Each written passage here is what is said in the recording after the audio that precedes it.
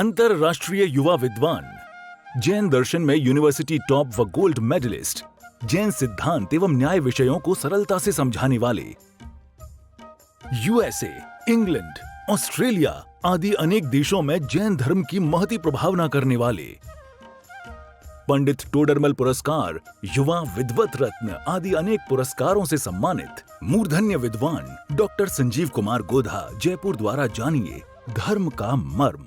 Doctor Sanjeev Kumar ji Godha के प्रवचन प्रसारण का लाभ प्राप्त कर ज्ञानदान में सहभागी बने। एक दिन की 9,000 अथवा 3,000 के 3 प्रायोजक मिलकर भी ज्ञानदान स्वरूप प्रदान करने पर लाखों लोगों द्वारा प्रवचन सुना जाता है।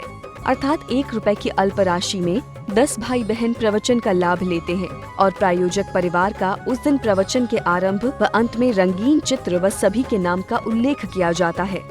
इस कार्यक्रम के प्रायोजक हैं श्राविका रत्न समाज सेवी, दानवीर, परम मुनि भक्त, दृढ़ संस्कारवान स्वर्गीय श्रीमती कंचन देवी दीवान छाबड़ा, धर्मपत्नी स्वर्गीय श्रीमान धर्मचंद जी दीवान छाबड़ा, पुत्र पुत्रवधू विद्या प्रकाश सुनीता देवी, संजय कुमार रेखा देवी, अजय कुमार, पौत्र पौत्रवधू विजय कुमार चांदनी, अरिहंत पूजा, तीर्थेश प्रियंका, पौत्र मोक्षा, पड़पौत्री पौत्र वेरोनिका रेयांश सीकर निवासी सूरत गुजरात।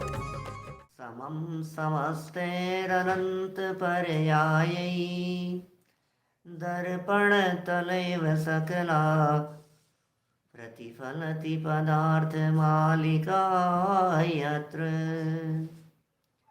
परमागमस्य बीजं निषेध जात्यन्ध सिन्धुर्विधानम् सकल नय विलसितानां विरोध मथनं नमाम्यनेकान्तम्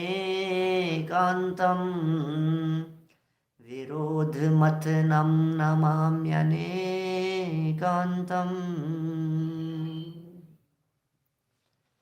पुरुषार्थ सिद्धि उपाय नामक ये ग्रंथ है अमृत चंद्राचार्य की।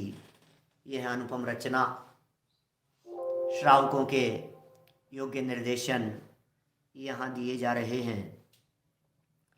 सम्यक दर्शन और सम्यक ज्ञान की प्राप्ति के उपरांत चारित्र की प्रेरणा देते हुए कहा कि यह भव्य जीव, यदि तुम सुख प्राप्त करना चाहते हो तो मुनिव्रत अंगीकार करो। कुंदकुंदाचार्य देव ने मूल गाथा में कहा पड़िवज्जदु सामन्नम यदि इच्छति दुख परिमोक्षम। और यहाँ अमृत चंद्राचार्य कह रहे हैं कि मुनि धर्म अंगीकार किए बिना कर्मों का क्षय नहीं होता और मुक्ति की प्राप्ति नहीं होती। ऐसा संभव नहीं है कि कोई जीव मुक्ति की प्राप्ति करना चाहे और बिना मुनि बने मोक्ष हो जावे। अभी हमारा यहाँ सिद्ध चक्र विधान चल रहा है ना। सिद्ध चक्र विधान में सुबह चौथी पूजन की जयमाला संत लाल जी कवि लिख रहे हैं। द्रव्य लिंग बिन मुक्ति, भाव लिंग बिन कर्म खिपाई, द्रव्य लिंग बिन शिव पद पाई। और फिर आगे 2 लाइन छोड़ करके नीचे लिखते हैं यों अयोग कारज नहीं होई। ये सब अयोग्य कार्य हैं। भावलिंग पन के बिना कर्मों का अभाव नहीं हो सकता और द्रव्य लिंग पन के बिना मोक्ष की प्राप्ति नहीं हो सकती। जिन जीवों को मोक्ष की प्राप्ति करनी है उन्हें द्रव्य से तो मुनिव्रत अंगीकार करना ही पड़ेगा। बिना मुनिव्रत अंगीकार किए हुए निर्वाण की प्राप्ति ये असंभव है। यो अयोग कार्य, ये अयोग्य कार्य है, ये होता नहीं है ऐसा। इसलिए मुनिव्रत धारण करने का उपदेश यहाँ इस पुरुषार्थ सिद्धि उपाय के 200 नंबर के श्लोक में आया है और कल हमने इसे आपके बीच में पढ़ा है। देखिए इसी की टीका पढ़ते हैं पंडित दीपचंद जी कासलीवाल साहब। वे क्या लिखते हैं, मूल श्लोक पढ़ लें पहले। जिन पुंगव प्रवचने मुनीश्वराणां यदुक्तमाचरणं सुनिरूप्य निजां पदवीं शक्तिं च निषेव्य में तदपि। मुनीश्वर जिनेंद्र भगवान के सिद्धांत में जो भी मुनीश्वर हैं, जो भी सकल व्रत के धारी हैं, उनके आचरण को अंगीकार करने का उपदेश दिया है। गृहस्थों को भी अपनी पदवी और अपनी शक्ति का भली भांति विचार करके सेवन करना योग्य है। दो महत्वपूर्ण शब्द यहाँ दिए, एक शब्द दिया पदवी और दूसरा दिया शक्ति। शक्ति में सामर्थ्य लगाना और पदवी में अपनी योग्यतानुसार भूमिका। गृहस्थ भूमिका में पहला गुणस्थान है, चौथा गुणस्थान है, पांचवें में कौन सी प्रतिमाधारी है, अणुव्रत लिए हैं तो अणुव्रती है, दूसरी प्रतिमाधारी है, ये सब बातें लगाना अपनी अपनी पदवी में। क्योंकि अंदर में पात्रता न हो और बाहर में जबरन ग्रहण करें तो वो टोडरमल जी लिखते हैं तीव्र कषाय भाव के बिना नहीं हो सकता। देखिए गुजराती में 162 नंबर पेज है पुस्तक का, हिंदी वाली पुस्तकें नई पुस्तकों में 226 नंबर पेज पर ये चर्चा चल रही है। टीका, जिन पुंगव प्रवचने मुनीश्वराणाम यत आचरणम उक्तम एतत् अपि निजाम पदवीं सुनिरूप्यम शक्तिम च सुनिरूप्य निषेव्यम। अरहंत भगवान तथा गणधरादिक में प्रमुख तीर्थंकर, अरहंत भगवान या गणधर, क्या कहा, अरहंत भगवान की चर्चा करें या गणधरों की बात कहें, गणधरों में भी जो प्रमुख हैं ऐसे तीर्थंकर देवों द्वारा कथित जिन शास्त्र में जो मुनि महात्माओं का सर्वदेश त्याग रूप आचरण कहा है, वह आचरण गृहस्थ को अपने पद की योग्यता और अपनी शक्ति को देखकर अवश्य ग्रहण करना चाहिए।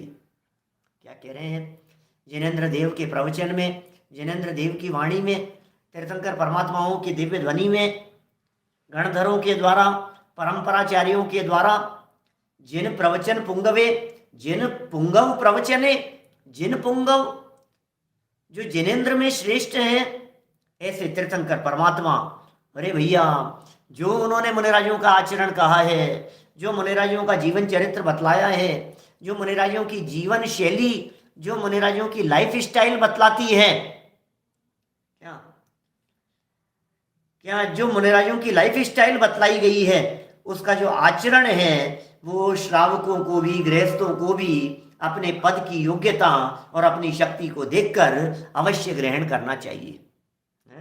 ये बात कहते हैं यहाँ ऐसा दौलत राम जी कासलीवाल साहब, दीपचंद जी कासलीवाल नहीं, दौलत राम जी कासलीवाल साहब इस प्रकार की बात हमारे बीच में कह रहे हैं। देखिए बात पढ़ते हैं अपन आगे, क्या कह रहे हैं ये, प्रेरणा तो दे दी इन्होंने, अवश्य ही धारण करना चाहिए, अवश्य ही अंगीकार करना चाहिए। क्या करें, क्या अंगीकार करें, कैसे अंगीकार करें? आपको ध्यान होगा पीछे जो अपने प्रकरण चल रहे थे उन सभी प्रकरणों में ये कहा गया था, ये सारे प्रकरण एज ए प्रैक्टिस है मुनि भूमिका के योग्य। माने जो व्यक्ति मुनि बनना चाहते हैं वे जीव प्रारंभिक भूमिका में अणुव्रत लेवें, फिर प्रतिमाएं लेवें, दिग्व्रत का पालन करें, देशव्रत का पालन करें, अतिथि संविभाग का पालन करें, सामायिक करें, प्रोषदोपवास करें, अतिथि संविभाग, सामायिक, प्रोषदोपवास, अतिथि संविभाग, और क्या रह गया, समता समारे तुति उचारे, धर्म और समता भाव सदा सामायिक करिए, परम चतुष्टय माही, प्रोषदोपवास, भोगो भोग परिमाण और अतिथि संविभाग, 4 है ना ये।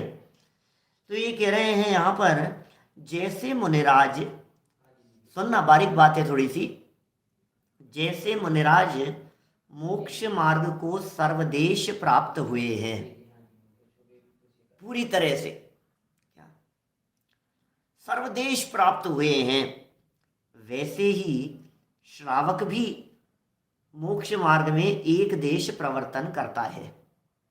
क्या जैसे मुनिराज सर्वदेश प्राप्त हुए हैं वैसे श्रावक मोक्ष मार्ग को में एक देश प्रवर्तन करता है। प्रवर्तन तो दोनों ही कर रहे हैं, मुनिराज भी प्रवर्तन कर रहे हैं और श्रावक भी प्रवर्तन कर रहे हैं। मुनिराज मोक्ष मार्ग में 100% प्रवर्तन कर रहे हैं, पूर्ण रूप से प्रवर्तन कर रहे हैं, और श्रावक एक देश प्रवर्तन कर रहे हैं, इसलिए शास्त्र में जैसा जैसा आचरण, क्रियाकांड, आचरण माने क्रियाकांड, अपन क्रियाकांड शब्द इतना बदनाम हो गया है, हमें क्रियाकांड मतलब खोटा ही दिखता है। हमें क्रियाकांड मतलब ऐसे लगता है क्रियाकांड नहीं होना चाहिए, क्रियाकांड नहीं होना चाहिए। अरे भाई, क्रियाकांड शारीरिक आचरण को कहते हैं, बाह्य आचरण को क्रियाकांड कहते हैं। समस्त क्रियाकांड निषेध करने योग्य नहीं होता। अपन तो कहते नहीं नहीं क्रियाकांड है, इसमें क्या दम है, अरे इनमें क्या दम है, ये सब क्रियाकांड छोड़ने योग्य है, क्रियाकांड में मत उलझो, क्रियाकांड में मत उलझो। अरे जो खाली क्रियाकांड होता है, जो ओनली क्रियाकांड है, जिसमें विशुद्ध भाव नहीं है, जिसमें शुद्धोपयोग नहीं है, जिसमें आत्म स्वभाव का अवलंबन नहीं है, ऐसा जो क्रियाकांड है वो क्रियाकांड निषिद्ध है। निश्चय के बिना का व्यवहार निषेध करने योग्य है, और व्यवहार के जो निश्चय के साथ वाला व्यवहार है वो भूमिका अनुसार चलता है। क्या बात समझ में आई है? क्या कह दिया हमने? निश्चय के साथ वाला व्यवहार और निश्चय के बिना वाला व्यवहार। निश्चय के बिना वाला जो व्यवहार है वो अंदर के माल बिना कोरी पैकिंग है, इसलिए वो क्रियाकांड जो है वो उसे बदनाम कर दिया, बेकार है, क्रियाकांड नहीं होना चाहिए, क्रियाकांड नहीं होना चाहिए, क्योंकि वो कोरी पैकिंग है।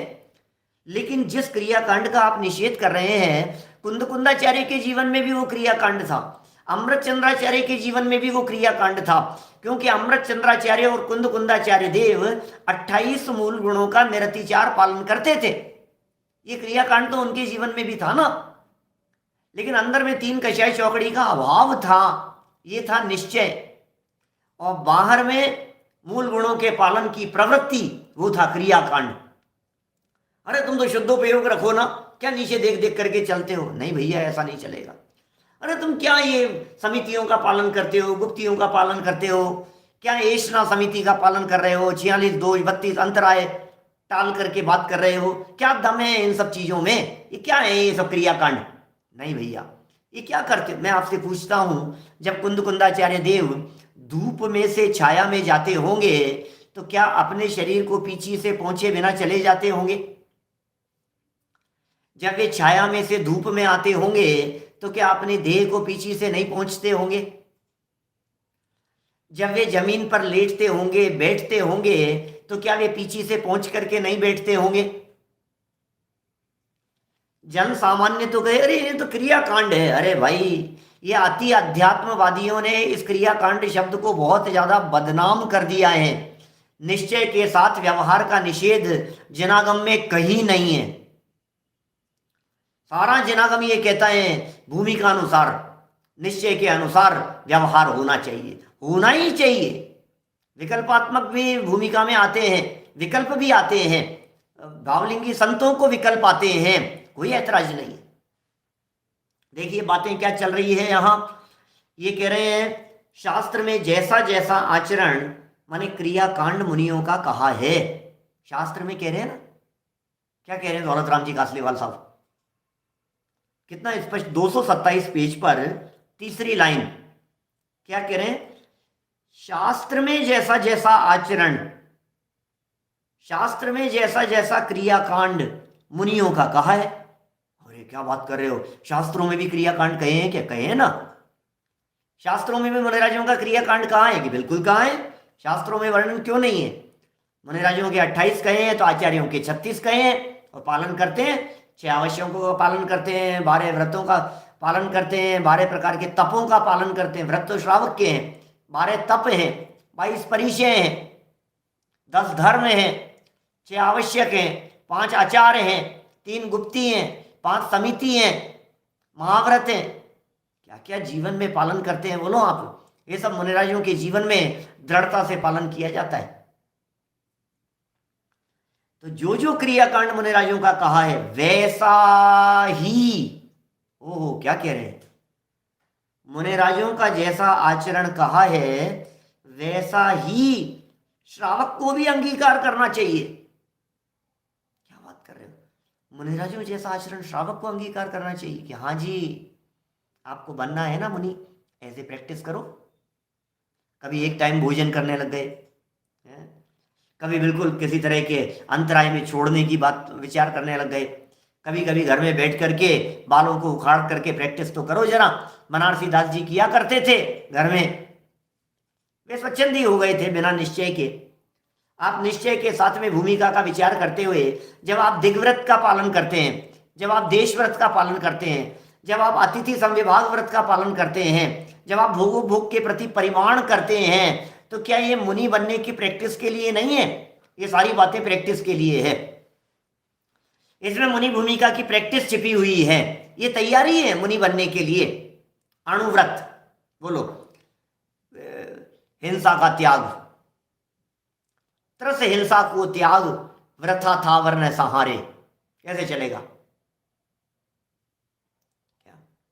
तरस हिंसा को त्याग, वृथा था वर्ण सहारे, परवदकार कठोर निंद नहीं वयन उचारे, जल मृतिका बिन और नाही कछु गहे अदत्ता, निज वनिता बिन सकल नारी सो रहे विरक्ता, अपनी शक्ति विचार परिग्रह थोड़ो राखे। बोलिए, कितनी कितनी बातें कह दिए। 5 अणुव्रतों के बारे में हो गई ना बातें। महाव्रतों की प्रैक्टिस है अणुव्रतों में छिपी हुई। इसलिए पता है क्या कहते हैं अपने यहाँ आगम के ग्रंथों में, प्रथमानुयोग के ग्रंथों में, वहां तो ऐसा कहते हैं कि जो तीर्थंकर जैसे जीव होते हैं, जो चक्रवर्ती जैसे सम्राट होते हैं, वे अणुव्रती नहीं होते, अणुव्रत नहीं लेते वो लोग, हीन पुरुषार्थी नहीं। ये अणुव्रत वगैरह लेना, 3 गुण व्रत, 4 शिक्षा व्रत, जो शील व्रत कहे हैं, इनको लेना, इनका पालन करना, इनको अपने जीवन में उतारना, ये पता है क्या चीजें हैं? ये सारी बातें कमजोर श्रद्धा वालों के लिए है। ये सारी बातें हीन लोगों के लिए हैं, कम सामर्थ्य वाले लोगों के लिए हैं। जो विशेष सामर्थ्य वाले महापुरुष होते हैं, ये छोटे छोटे झटके से त्याग। कमजोर व्यक्ति होता है ना, उसको कहते हैं देख थोड़ा थोड़ा कर, थोड़ा थोड़ा करके छोड़, थोड़ा थोड़ा करके छोड़ेगा तो छूट जाएगा, थोड़ा थोड़ा कर, कोशिश कर, थोड़ा थोड़ा सा छोड़ने की प्रैक्टिस कर, छूट जाएगा। पता है क्या कहते हैं आचार्य देव? अरे थोड़ा थोड़ा सा छोड़ना ये कमजोर लोगों का काम है, झटके से छोड़ते हैं महापुरुष। हे शांति जिन तरण सम तजीली शरण एक अखंड की, बोलो, एक अखंड अपने गायक भगवान आत्मा की जो शरण, शांतिनाथ भगवान 96,000 रानियों को ऐसे छोड़ करके निकल गए। दादा कहते हैं, छोटे दादा, जैसे नाक सिनकी, तिनके के समान छोड़ करके चले जाते हैं, घास के तिनके के समान, कुछ दम नहीं है इसमें, एक झटके में छोड़ दिया। पलट करके देखते नहीं है क्या होगा राजपाट का, पलट करके विचार विकल्प नहीं आता है उनको, पीछे कौन संभालेगा, कौन देखेगा।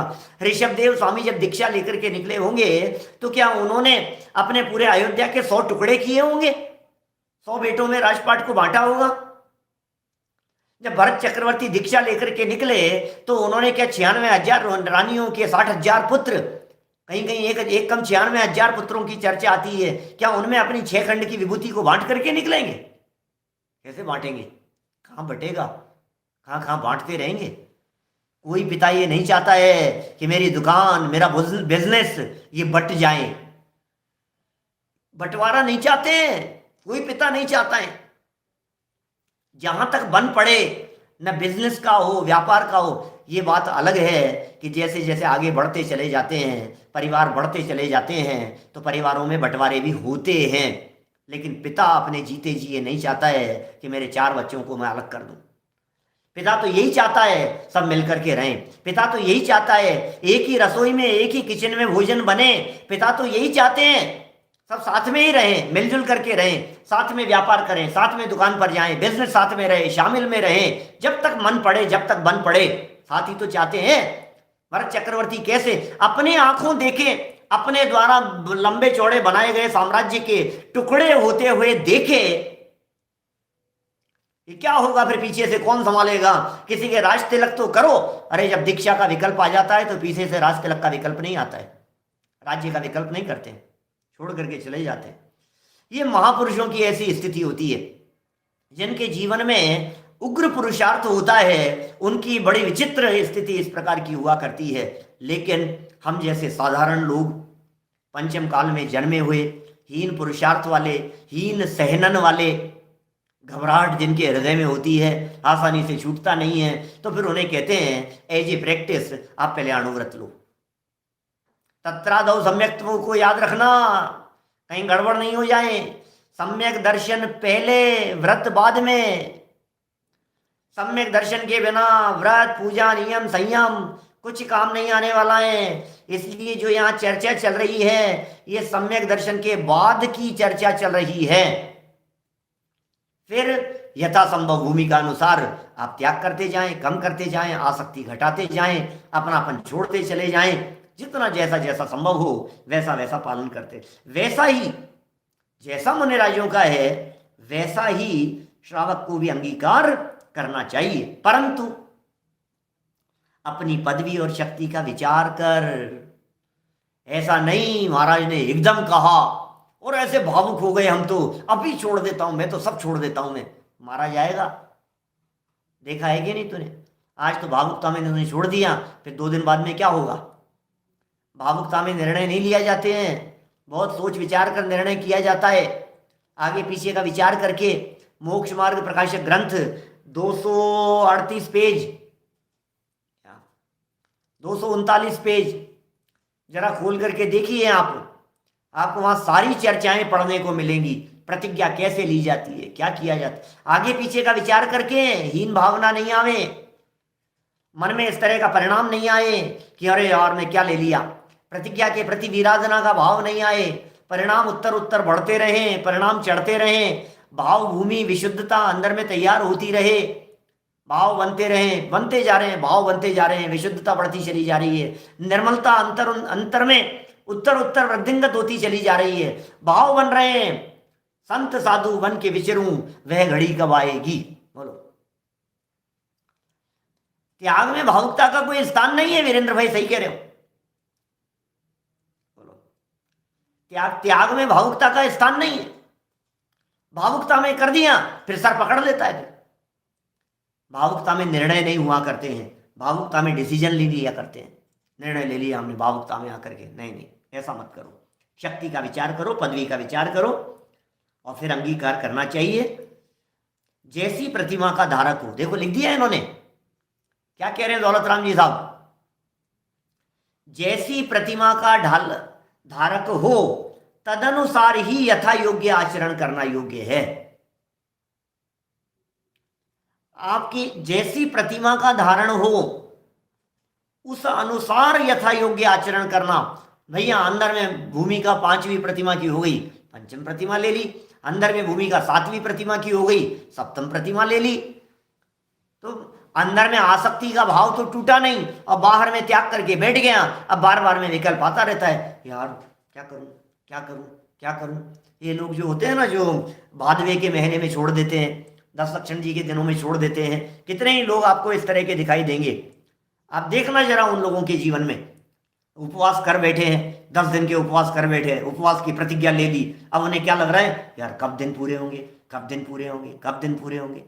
10 दिन 10 लक्षण पर्व के बीत जाने के बाद 11वें दिन तो आलू आदि के ऊपर ऐसे टूटते हैं जैसे वर्षों से खाया नहीं हो। टोडरमल जी ने उदाहरण दिया मोक्ष मार्ग प्रकाशक में, ऐसी स्थिति नजर आती है जैसे महीनों से छत पर रुका हुआ नाला किसी कचरे के कारण रुका हुआ था और पानी भरा हुआ था। जैसे ही उस नाले का वो कचरा हटाया जाता है तो जिस स्पीड से जैसे पानी निकलता है ऐसे टूट पड़ते हैं खाने पीने के ऊपर, ऐसे टूट पड़ते हैं आलू जमीगंध आदि के ऊपर, ऐसे टूट पड़ते हैं रात्रि भोजन पर, जैसे रात्रि भोजन के बिना तो जीवन ही नहीं चल रहा था। तो भैया अंदर में आसक्ति तो टूटी नहीं थी, बाहर है। फिर वो कहलाएगा क्रियाकांड। फिर जो आप खींच तान करके आचरण कर रहे हो ना भूमिका के बिना, कल्याण मंदिर स्तोत्र में एक पंक्ति आती है, यस्मात् क्रिया प्रतिफलंती न भाव शून्य, यस्मात् क्रिया प्रतिफलंती न भाव शून्य। ऐसी कोई भी क्रिया जिस क्रिया के अंदर भाव नहीं हो, परिणाम जुड़े हुए नहीं हो, ऐसे परिणामों से शून्य क्रिया कुछ भी फल देने में समर्थ नहीं होती है, निरर्थक है वो पूरी की पूरी क्रिया। न भाव शून्य, भाव शून्य क्रिया फल देने में समर्थ नहीं होती। देखिए अगले पैराग्राफ में क्या बात करते हैं, यहां क्या कह दिया इन्होंने, जैसी प्रतिमा का धारक हो। प्रतिमा का धारक क्या होता है? प्रतिमा का धारक। हमने भी प्रतिमा ले ली, अभी हमारा बहुत चल रहा था बीच में, ढाई शिव जनायतन में बहुत सारी प्रतिमाएं, क्या अरे हमने भी प्रतिमा ले ली, हमने प्रतिमा ले ली।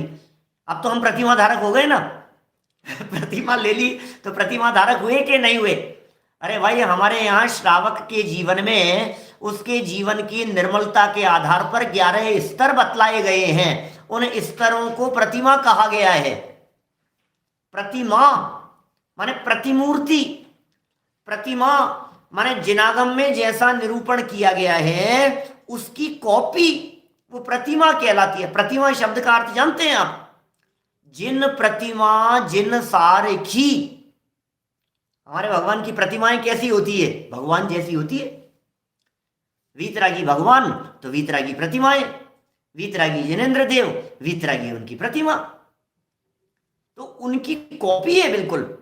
जैसे ओरिजिनल साक्षात भगवान अरहंत भगवान समो शरण में विराजमान है, नासाग्र दृष्टिवंत, हाथ पे हाथ धरे हुए पद्मासन मुद्रा में, उसी तरह से उनकी प्रतिमा माने कॉपी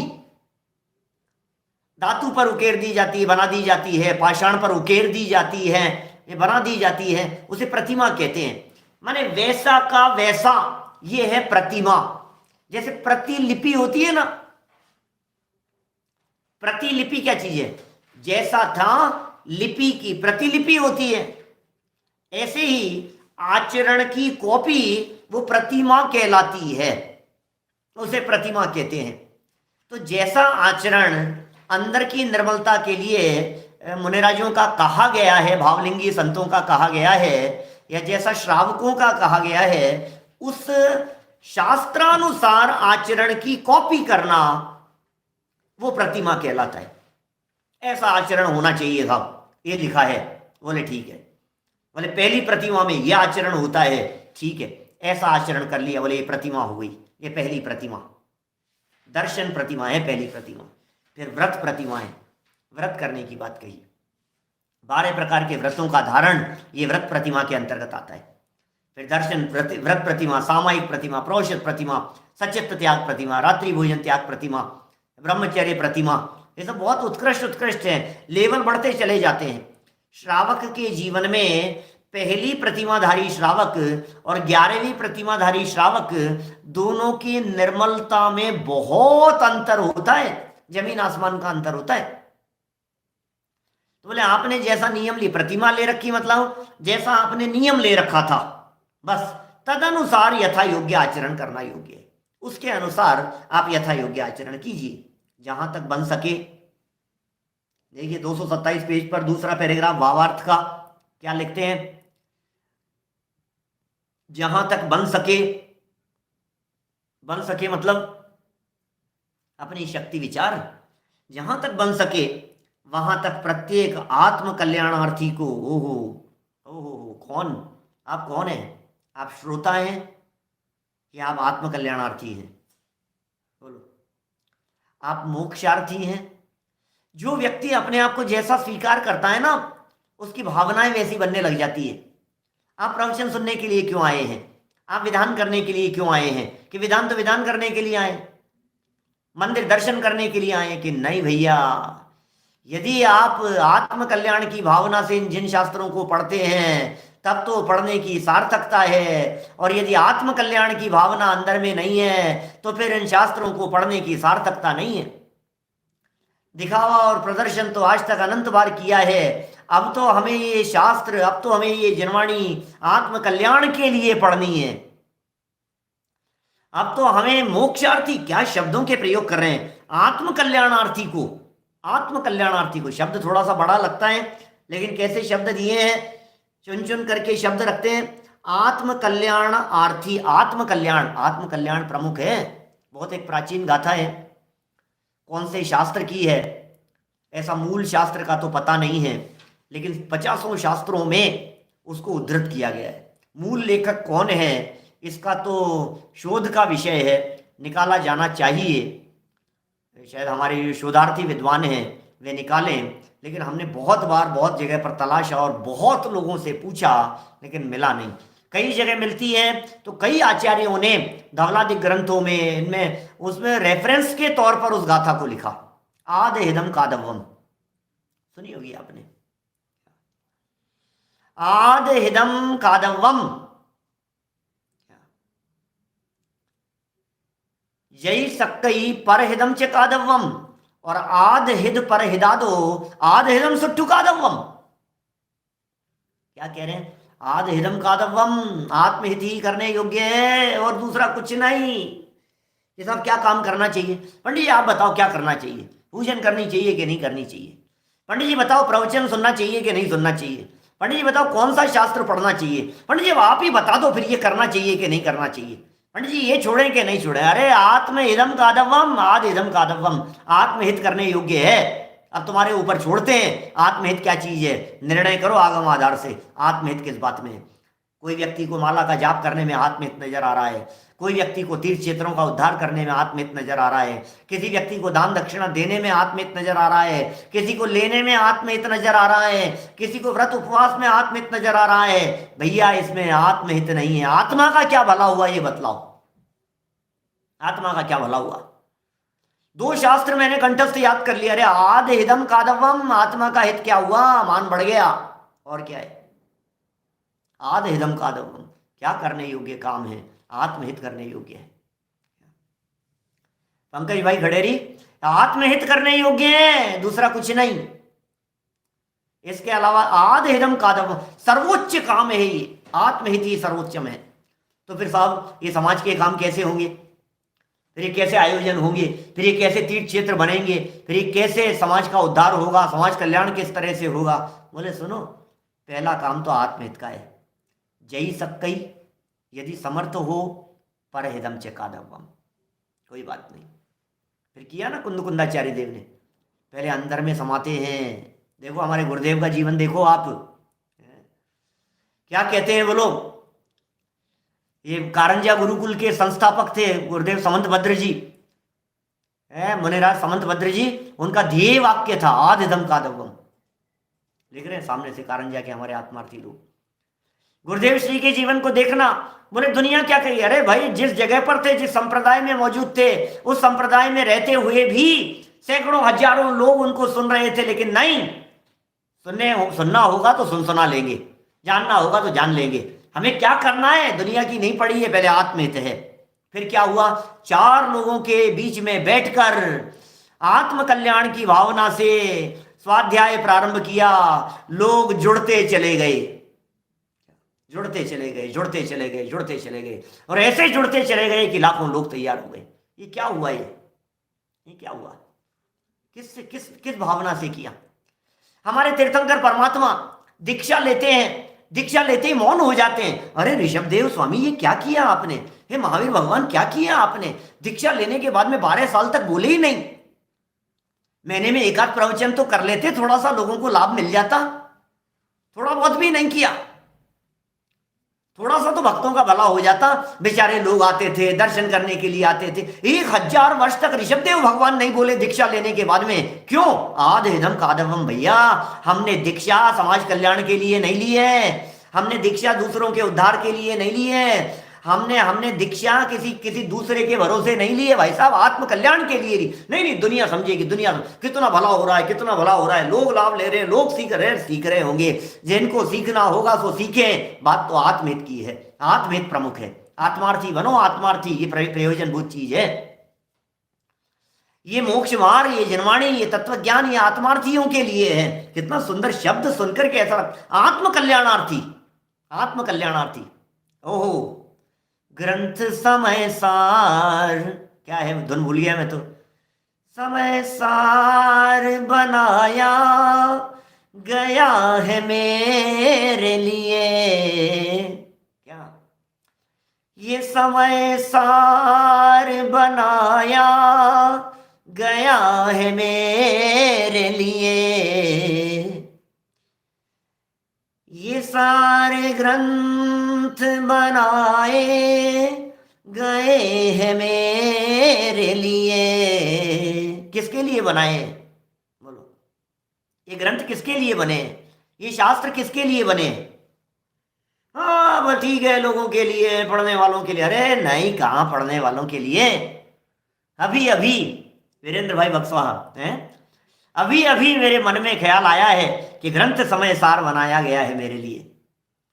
कि पुरुषार्थ सिद्धि उपाय बनाया गया है मेरे लिए, ये मोक्ष मार्ग प्रकाशक लिखा गया है मेरे लिए, ये पूरी जिनवाणी मेरे लिए लिखी गई है, मुझे लक्ष्य में रख करके लिखी गई है। जहां जहां जीव शब्द का प्रयोग आता है, जहां जहां भव्य शब्द का प्रयोग आता है, जहां जहां आत्मार्थी शब्द का प्रयोग आता है, वहां तुरंत अपने आप को लगा लेना, ओ अपना नाम लगा लेना। वहां ये कह रहे हैं ना, प्रत्येक आत्म कल्याणार्थी को, क्या कह रहे हैं, प्रत्येक आत्म कल्याणार्थी को, माने अपने आप में अपना नाम लगाओ। यहां जहां तक बन सके वहां तक, प्रत्येक, हर व्यक्ति की बात कर रहे हैं, तो मैं हूं कि नहीं उसमें, प्रत्येक आत्म कल्याणार्थी को मुनि पद को स्वीकार करके अपनी आत्मा का कल्याण करना चाहिए। ओहो। इस कार्यक्रम के प्रायोजक हैं श्राविका रत्न समाज सेवी, दानवीर, परम मुनि भक्त, दृढ़ संस्कारवान स्वर्गीय श्रीमती कंचन देवी दीवान छाबड़ा, धर्मपत्नी स्वर्गीय श्रीमान धर्मचंद जी दीवान छाबड़ा, पुत्र पुत्रवधू विद्या प्रकाश सुनीता देवी, संजय कुमार रेखा देवी, अजय कुमार, पौत्र पौत्रवधू विजय कुमार चांदनी, अरिहंत पूजा, तीर्थेश प्रियंका, पौत्र मोक्षा, पड़पौत्री पौत्र वेरोनिका रेयांश सीकर, निवासी सूरत गुजरात। डॉक्टर संजीव कुमार जी गोधा के प्रवचन प्रसारण का लाभ प्राप्त कर ज्ञानदान में सहभागी बने। एक दिन की 9,000 अथवा 3,000 के 3 प्रायोजक मिलकर भी ज्ञानदान स्वरूप प्रदान करने पर लाखों लोगों द्वारा प्रवचन सुना जाता है। अर्थात 1 रुपए की अल्प राशि में 10 भाई बहन प्रवचन का लाभ लेते हैं और प्रायोजक परिवार का उस दिन प्रवचन के आरंभ व अंत में रंगीन चित्र व सभी के नाम का उल्लेख किया जाता है।